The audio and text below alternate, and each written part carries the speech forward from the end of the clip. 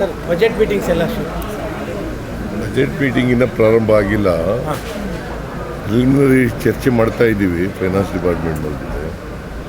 So 2ನೇ ತಾರೀಕಿನಿಂದ ಪ್ರಾರಂಭ ಆಗುತ್ತೆ, ಸ್ಟ್ರಿಕ್ಟಾಗಿ 2ನೇ ತಾರೀಕಿನಿಂದ. ಡಾಲರ್ಸಲ್ಲೂ ಕೂಡ ಕರ್ನಾಟಕದ ಬಗ್ಗೆ ಭಾಳ ಹೆಮ್ಮೆ ಮಾತಾಡಿದ್ದಾರೆ. ಕರ್ನಾಟಕದಲ್ಲಿ ಇನ್ವೆಸ್ಟ್ಮೆಂಟ್ಗೆ ಒಳ್ಳೆ ಅವಕಾಶ ಇದೆ ಅನ್ನೋ ಅಂತ ಮಾತುಗಳು ಆಡಿದ್ದಾರೆ ಡಾಲರ್ಸಲ್ಲೂ. ಎಲ್ಲಿ ಡಿ.ಕೆ. ಶಿವಕುಮಾರ್ ಎಲ್ಲ ಹೋಗಿದ್ರಲ್ಲ ಅದು. Industries minister DK. ಶಿವಕುಮಾರ್ ಎಲ್ಲ ಹೋಗಿದ್ದಾರೆ ಲಾವೋಸ್ಗೆ, ನಾನು ಹೋಗಿಲ್ಲ. ಬಟ್ ಅಲ್ಲಿ ಕರ್ನಾಟಕದಲ್ಲಿ ಯಾವಾಗಲೂ ಕೂಡ ಇನ್ವೆಸ್ಟ್ಮೆಂಟಿಗೆ ಒಳ್ಳೆ ವಾತಾವರಣ ಇದೆ. ನಮ್ಮಲ್ಲಿ ಮ್ಯಾನ್ ಪವರ್ ಜಾಸ್ತಿ ಇದೆ, both skilled and unskilled power ಸಿಗ್ತದೆ. ಈಗ ಆಗಿ ಸ್ಕಿಲ್ ಟ್ರೈನಿಂಗ್ ಎಲ್ಲ ಮಾಡಿಕೊಡ್ತಾ ಇದ್ದೀವಿ. ಸೊ ಹಾಗಾಗಿ ಇಲ್ಲಿ ಸ್ಕಿಲ್ ಟ್ರೈನಿಂಗ್ ಆಗಿರ್ತದೆ, ಅವ್ರಿಗೆ 100% ಕೆಲಸ ಸಿಗುತ್ತೆ. ಸರ್, ಈಗ ಮೊನ್ನೆ ವಿಧಾನಸಭೆಯಲ್ಲಿ ಆದಂಥ ವಿಚಾರದಲ್ಲಿ ರಾಷ್ಟ್ರಪತಿಗಳಿಗೆ ರಾಜ್ಯಪಾಲರು ವರದಿ ಕೊಟ್ಟಿದ್ದಾರೆ. ಕೊಡಲಿ, ಬೇಡ. ತಮ್ಮ ಕಡೆಯಿಂದ ಏನಾಗ್ತದೆ ಸರ್ಕಾರದ ಕಡೆ? ನಮ್ಮ ಕಡೆ ಇದೆ, ಅವ್ರು ಕೊಟ್ಟಿದ್ದಾರೆ ವರದಿ, ತಿಳಿಸಿದ್ದಾರೆ ಅಷ್ಟೇ ಏನು ನಡೀತು ಅಂತ ತಿಳಿಸಿದ್ದಾರೆ. ಬಟ್ ರಾಜ್ಯಪಾಲರು ಈಗ 176 of the Indian constitution, 163 of the Indian constitution says shall address ಅಂತ. ಶಲ್ ಅಂತ ಪದ ಉಪಯೋಗಿಸಿರೋದು, ಅದರಿಂದ ಅವರು ಮಾಡಬೇಕಾಗಿತ್ತು. ನಾಳೆನೂ ಕೂಡ ಭಾಷಣ ಮಾಡಬೇಕಾಗಿದೆ ಸರ್. ನಾಳೆನೂ ಕೂಡ ತಾವು ಬರ್ಕೊಟ್ಟ ಭಾಷಣ ನಾಳೆ ಬರ್ಕೊಡ್ತೀವಿ ನಾವು. ಬಟ್ ಅವರು ಭಾಷಣ ಮಾಡೋದು ಇದರಲ್ಲಿ ನಾವು ಏನು ಬರ್ಕೊಡ್ತೀವಿ ಅದನ್ನು ಮಾಡಲೇಬೇಕು. ಜಂಟಿ ಅಧಿವೇಶನ ಮಾಡುವಾಗ ನಾವು ಸರ್ಕಾರ ಏನು ಬರ್ಕೊಡ್ತೀವಿ ಅದನ್ನು ಮಾಡಲೇಬೇಕು, ಡಿಸ್ಕ್ರಿಷನ್ ಇಲ್ಲ ಅಲ್ಲಿ. ನಾಳೆದು ಕೂಡ ತಾವು ಬರ್ಕೊಟ್ಟಿದ್ದಲ್ಲ ಸರ್? ನಾವು ಬರ್ಕೊಡ್ತೀವಿ, ಬಟ್ ಅವರು ಚೇಂಜ್ ಮಾಡ್ಕೊಳ್ಳೋಕ್ಕೆ ಸಾಧ್ಯತೆ ಇರ್ತದೆ. ಯಾಕಂದ್ರೆ ಇವತ್ತಿನ ಪರಿಸ್ಥಿತಿ ಚೇಂಜ್ ಮಾಡ್ಕೊಳ್ಳೋ ಸಾಧ್ಯತೆ ಇದೆಯಾ ಗೊತ್ತಿಲ್ಲ. ಗಣರಾಜ್ಯೋತ್ಸವ ಪರೇಡ್ಗೆ ಕರ್ನಾಟಕದ ಸ್ತಬ್ಧ ಚಿತ್ರ ಇಲ್ಲ, ಸೊ ರಾಜ್ಯ ಸರ್ಕಾರ ಪತ್ರ ಮಾಡಬೇಕಿತ್ತು ಅಂತ ಬಿಜೆಪಿ ನಾವು ಕಳಿಸಿದ್ದೀವಿ. ಅವ್ರು ಮಾಡದೆ ಹೋದ್ರೆ ಏನು ಮಾಡೋಕ್ಕಾಗುತ್ತೆ? ಸರಿಯಾಗಿ ಪತ್ರ ವ್ಯವಹಾರ ಆಗಿಲ್ಲ ಅಂತ ಸರ್. ಪತ್ರ ವ್ಯವಹಾರ ಎಲ್ಲ ಆಗಿದೆಯಪ್ಪ, ಪತ್ರ ವ್ಯವಹಾರ ಎಲ್ಲ ಆಗಿದೆ, ನಾವೆಲ್ಲ ಕಳಿಸಿದ್ದೀವಿ. ಅದು it is for them to choose. ಈಗ ಪ್ರತಿ ರಾಜ್ಯದಿಂದ ಸ್ತಬ್ಧಚಿತ್ರ ಮಾಡಬೇಕಾಗಿರ್ತಕ್ಕಂಥದ್ದು ಕೇಂದ್ರ ಸರ್ಕಾರ ಅಲ್ವಾ, ಅವ್ರು ಮಾಡಬೇಕು.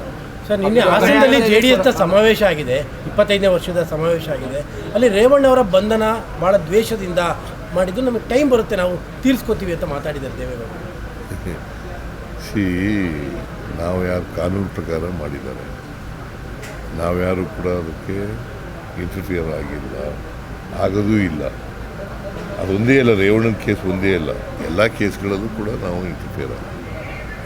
ಕಾಲ ಬಂದರೆ ನಾವು ಉತ್ತರ ಕೊಡ್ತೀವಿ, ಕಾಲ ಬರುತ್ತೆ ನಮಗೂ.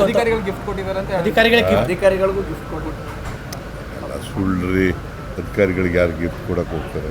ಅಲ್ಲ, ಸರ್ಕಾರ ಅಲ್ಲ, ಇಲಾಖೆಯಿಂದ ಬಹುಮಾನ ಘೋಷಣೆ ಆಗಿದೆ, ಅದೇನೋ ಮಾಡಿಲ್ಲ. ಅಲ್ಲ, ಟೈಮ್ ಬರುತ್ತೆ ನಮಗೂ ಕೂಡ ಅಂತ ದೇವೇಗೌಡರು, ನಮಗೂ ಟೈಮ್ ಬರುತ್ತೆ ತೀರಿಸ್ಕೊಳ್ಳೋಕ್ಕೆ ಅಂತಾರೆ. ಈಗ ಕಾನೂನು ಪ್ರಕಾರ ಮಾಡಿರ್ತಾರೆ, ಅವರು ಕಾನೂನು ಪ್ರಕಾರ ಮಾಡಲಿ. ಅವ್ರ ಕಾಲದಲ್ಲಿ ಅವ್ರಿಗೆ ಅಧಿಕಾರ ಬರಲ್ಲ, ಒಂದು ವೇಳೆ ಬಂದ್ಗಿಂದ್ರೆ ಅಧಿಕಾರ ಅವರು ಐ ಡೋಂಟ್ ನೋ ಯಾವ ಅರ್ಥದಲ್ಲಿ ಹೇಳ್ತಾರೆ ಗೊತ್ತಿಲ್ಲ ನನಗೆ. ಅವ್ರಿಗೆ ಹೆಂಗೆ ಅಧಿಕಾರ ಬರ್ತದೆ? 17 ಗೆದ್ದಿರೋರಿಗೆ ಹೆಂಗೆ ಅಧಿಕಾರ ಬರ್ತದೆ? ಈ ಸಲ ನಿರ್ನಾಮ ಮಾಡ್ತೀವಿ ಕಾಂಗ್ರೆಸ್ನ ಅನ್ನೋ ಒಂದು ಘೋಷವಾಕ್ಯ ನಿನ್ನೆ ಆಯ್ತಪ್ಪ, ಬಾಯಿನಲ್ಲಿ ಹೇಳಿದ್ರೆ ರಾಜಕೀಯ ಭಾಷಣ ಮಾಡಬೇಕು ತಕ್ಷಣ ಆಗುತ್ತಾ? ಅವರು ನಾನು ಪ್ರೆಸಿಡೆಂಟ್ ಆಗಿದ್ದಾಗ 2004ರಲ್ಲಿ 59 ಗೆದ್ದಿದ್ದಾರೆ. ಈಗ ಎಷ್ಟು ಗೆದ್ದಿದ್ದಾರೆ? 17.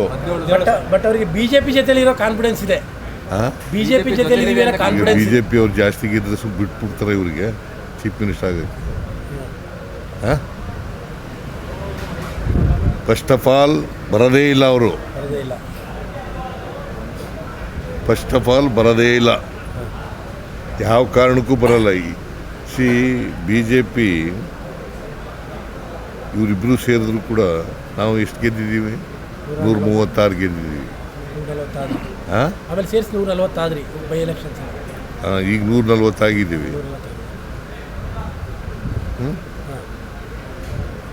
ಹೆಂಗೆ ಗೆಲ್ತಾರೆ? 28ಕ್ಕೂ ನಾವೇ ಅಧಿಕಾರಕ್ಕೆ ಬರೋದು. ಇವ್ರು ಬರೋಕ್ಕೆ ಸಾಧ್ಯನೇ ಇಲ್ಲ. BJP ಮತ್ತು JDS ಅಲಯನ್ಸ್ ಆದರೂ ಬರೋಕ್ಕೆ ಸಾಧ್ಯ. 28ಕ್ಕೂ ತಮ್ಮದೇ ನಾಯಕತ್ವನ ಯಾವುದು? 28ಕ್ಕೂ ತಮ್ಮದೇ ನಾಯಕತ್ವನ ಹೈಕಮಾಂಡ್ ಹೈಕಮಾಂಡ್. ತೀರ್ಮಾನ. Okay thank you doctor.